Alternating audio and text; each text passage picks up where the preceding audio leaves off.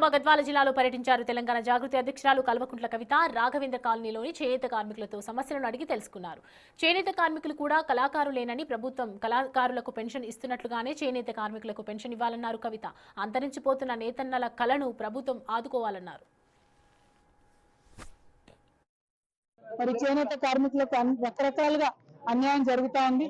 ఇస్తామన్నటువంటి 24,000 రూపాయలు ఇవ్వకపోవడం, అదేవిధంగా రుణమాఫీ చేయకపోవడం, అదేవిధంగా చేనేత మిత్ర అనేటటువంటి కార్యక్రమం కంప్లీట్ గా ఆగిపోవడం, వీటన్నిటితో పాటు నేషనల్ స్కిల్ డెవలప్మెంట్ వాళ్ళు ఏదైతే మగ్గాలలో కొత్తగా మెషిన్లు వచ్చినాయని చెప్పి ఒక్కొక్క కార్మికుడి దగ్గర 30,000 వసూలు చేసి ఇచ్చినటువంటి మెషిన్లు క్వాలిటీ మెషిన్లుగా తేలడం, అనేకమైనటువంటి సమస్యలు చేనేత కార్మికులు ఇంకా కూడా పట్టి పీడిస్తా ఉన్నాయి.